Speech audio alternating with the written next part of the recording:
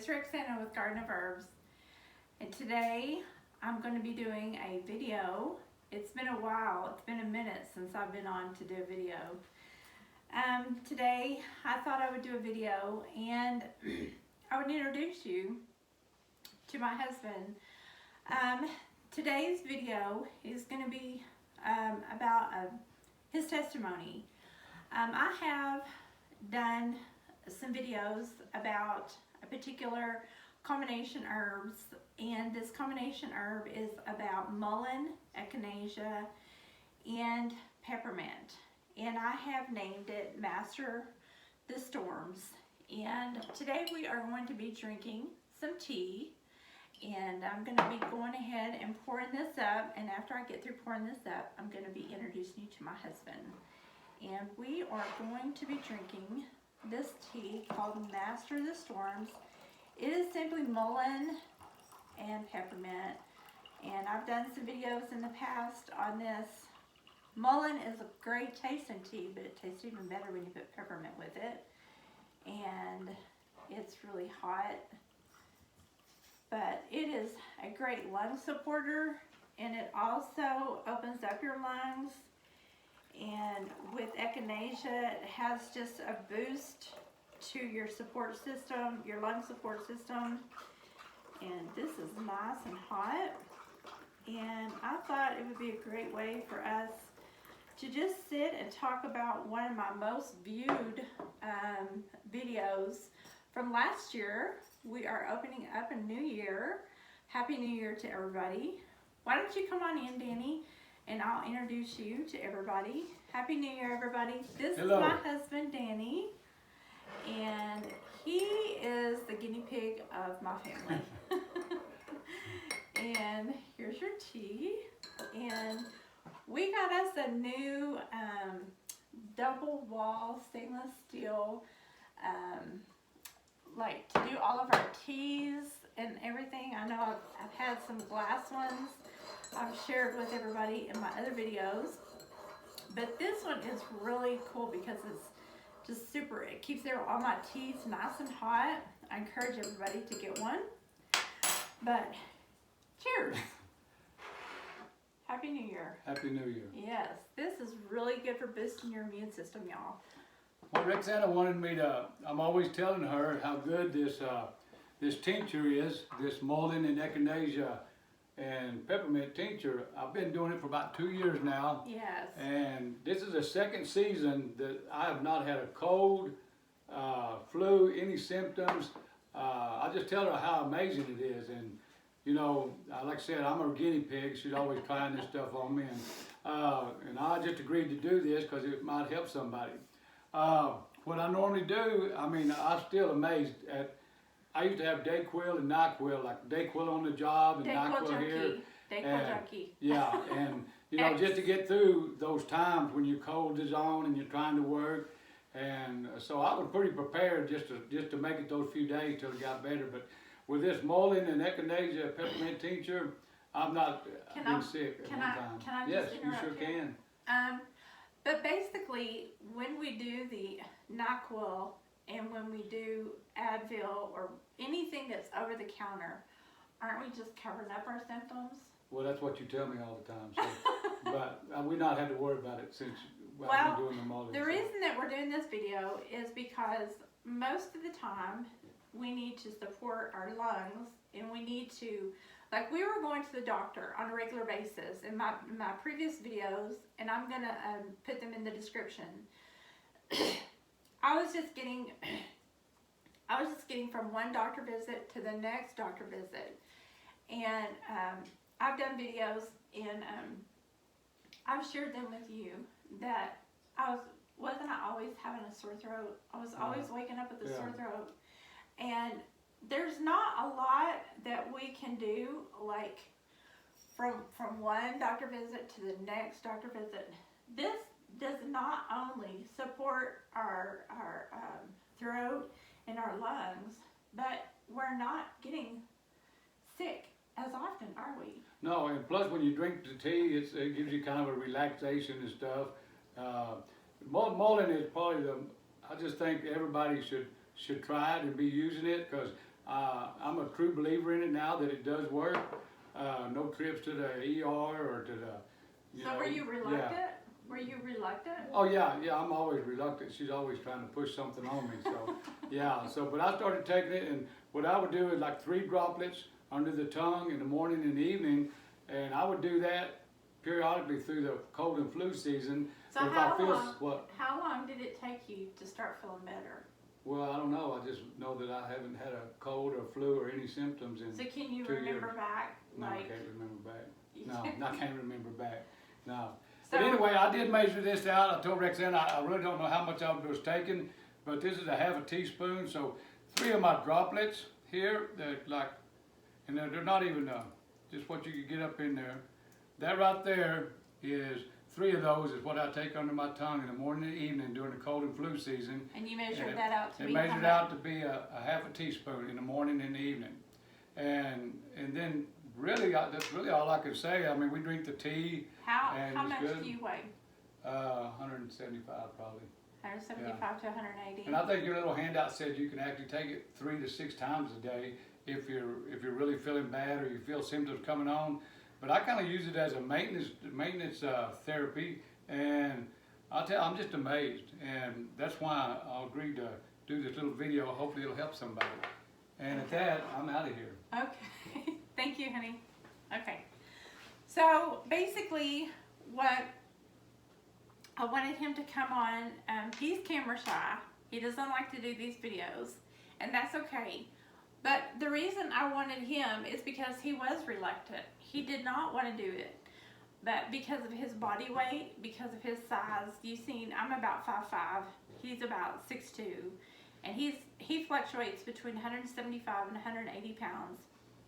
He really did not want to do it. He was addicted to NyQuil, and he was addicted to the sleepy NyQuil, and I've got him off of all of that. So for the beginning of this year, it took some talking, and he said, you know what, I've been doing this for 2 years now, I'm going to do this, because he really has a strong, he believes in it now. And a lot of people, they just don't believe in this. They think it's all talk. They don't believe in herbs. They don't believe that this is something that could really help you. And the reason I wanted to ask Danny, you know, to think back, to think how long I've been with him every step of the way. And I can remember back for him, and I remember it took a couple of weeks for it to actually take effect. A lot of people that are coming off of over-the-counter drugs, they take something, and within a couple of hours, the medicine will say on the back of the box, it will say, take every 2 to 4 to 6 hours. And the reason it says that is because your symptoms are going to keep coming back. And so you have to keep going and buying more. Well, Danny's been on this, and like he said, he's doing a maintenance dose. But he doesn't, we're in a cold and flu season. He doesn't have to take it. If he quits taking it, he's not going to get sick. He's only doing it because it's cold and flu season, but he doesn't have to take it. He has built up a strong immune system, and he doesn't get sick. We're drinking this tea right now today just to keep our immune system strong. Neither one of us have a cold. Neither one of us are sick. We're around people every day. We don't isolate ourselves in our home. We go places. We're around a lot of different people, and we're just healthy, strong American people. And that's just, you know, if we're to take extra vitamins or whatever, that's just a plus for us. But I wanted to talk briefly about Mullein, now that I got my testimony out of the way.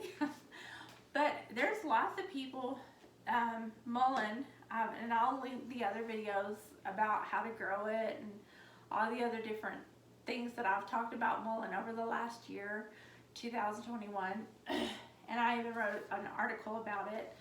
Has lots of minerals and lots of vitamins. It's great for your body and health-wise. But it's great for cold and flu season. Echinacea is great for cold and flu season. And also peppermint is great for cold and flu season because it's in the antiviral category. But not only that, I love peppermint just because it's good for your stomach. It's also good on the side of making everything taste really good. It is just, I love just drinking peppermint tea by itself. Me and Danny, we put it in a lot of our teas that are, a lot of people, I'm an herbalist by trade. That's what I do. And if people come to me and say, I don't like that herb, I'll say, well, just put some peppermint tea with it. It'll make it taste a lot better. Herbs by nature, because they grow out of the ground, and the ground is dirt. It tastes like dirt. It's not very flavorful. Except for your culinary herbs. Most of your culinary herbs are tasteful. They spices make your food taste better. But some of our bitter herbs, we just naturally put something like peppermint with them to make them taste sweeter, and you put a little bit of honey or maple syrup with it because that's a natural sweetener. And so therefore you're like, hey, why is it that some herbs are just super good and some are just super bitter? The bitter herbs make your stomach heal, and that's what that's all about. So anyway, so we've talked about tea, how this can be really helpful. It's going to heal your lungs. I'm sorry, heal is not an appropriate word. It's going to support your lungs and open up your lungs. Peppermint's going to open up your lungs and help you to breathe better. But let's talk about it in the tincture form. And you can just use like a pint jar or something just a little bit bigger than a pint jar. And I've got these. This is already something that I have. This is what I keep on our shelf in the back. And as you noticed, Danny was talking about this little jar. He keeps this in his medicine chest. This is his medicine chest jar. And when he runs low, all he does is stick this little funnel in there. And we've got a backup. We always keep this ready this time of year, cold and flu season. And he just fills up his little jar. Not a problem. And that's what I do for our family. Our family, that's kind of like our replacement for over-the-counter drugs. And so we don't worry about it. But in order to make this, what we do is, and I'll move all this over to the side. And this is what I keep on the counter. This is our dry herb mixture of all this right here. And, if you don't have this, if you don't have something like this that's going to separate your herbs and your liquid, which is just water, you can use a coffee filter and use one of these jars right here. And these withstand heat because they're a ball jar, so you can put your herbs in here and separate it with a coffee filter. I just thought I'd talk about the coffee filter, because coffee filter, most people will drink coffee and they will separate your herbs. Or you can use one of these little stainless steel balls, which they're very inexpensive. Or if you have a muslin sack, muslin works really good as well. Okay, so you want to use about 2 ounces of each herb. Or you can use, which is just as good. You can use, the majority of your herb is 2 ounces of mullein, which is the foundation of your tincture. You can use 2 ounces of mullein, 1 ounce of peppermint, and 1 ounce of echinacea. And the reason that I use that ratio is because your 1 ounce of echinacea and your 1 ounce of peppermint is going to allow more of room for your vodka. Now, you don't have to use vodka. You can also use rum, or you can use Everclear. And some people can don't even like to use those spirits. They can also use a white wine, or I don't know why you would want to use red wine, but a white wine that has a little bit higher content in alcohol. The reason that I like to use vodka is because I want the flavor of the herbs to come through. And because these are all leaf herbs, you can get by with 80 proof. I've got 100 proof, and that's just because that's what I grabbed. It was just on sale. And that will give you 50% water, and it'll give you 50% alcohol. But you're fine to get by with 80 proof, and that's 40 and 60. And just so that you get a certain ratio of water in there, so that it will extract your herbs. That's what you're looking for. So we're getting back to the herbs. Okay, you have your foundation is your mullein. So if you want to do 2 ounces, make sure you get your 2 ounces of mullein, and then you could do 2 ounces of your echinacea, and you could do 2 ounces or 1 ounce of the other 2. That's perfectly fine. Then pour the rest all the way up to the top, or you could just leave yourself just a little head space. Okay. The reason that you need to leave some head space, at least an inch, is because your fluffiness of your mullein. Your mullein is the most fluffiest, and usually the next day, even after you put your lid on, we're gonna have to do some pretending here. You're gonna come back the next day, or even later on in the day, and it's gonna look like you have no breathing room in here, because your all of your water from your alcohol is going to be absorbed into your mullein and your other 2 herbs. Your other 2 herbs are not really, I mean, they're kind of dense, and they may be kind of hard, because I'm using dry. Now, if you're using a fresh plant matter, it's not going to be that big of a deal. But if you're using like the fluffy dry, even when you touch mullein, it's fluffy, and it will absorb a lot of liquid. Even if it's fresh, it's still going to be kind of fluffy. So you want plenty of liquid matter in your jar to move around, because it has to move around, and when you shake it every day for the next 4 to 6 weeks, it has to have plenty of, it has to be movable and shakeable.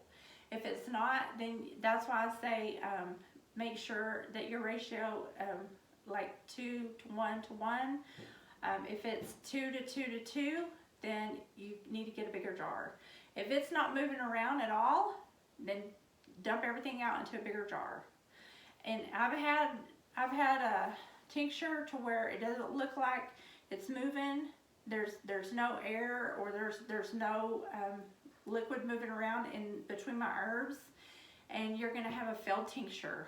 And you know, you can put it in the window, or you can put it in a dark place. It'll still tincture. It'll still make medicine.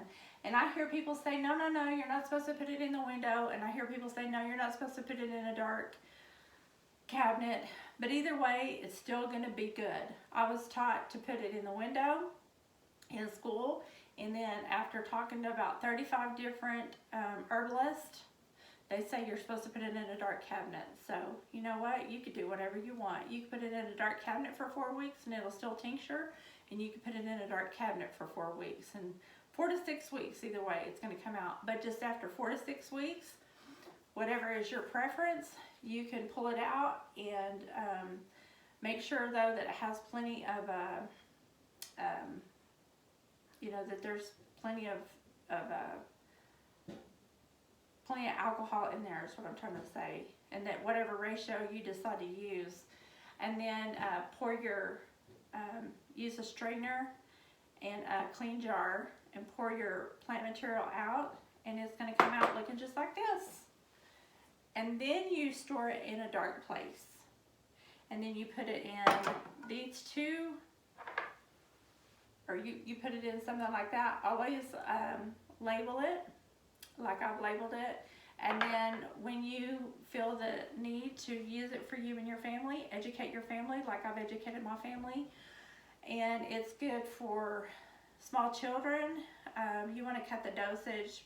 Like if they're 2 or 3 years old, you can, if it's a mother that's nursing, the baby will receive it through her milk. Like my daughter-in-law, she got it through her milk. The baby got it through her milk, and she just took a regular adult dose. It's according to the chart will say 150-pound man.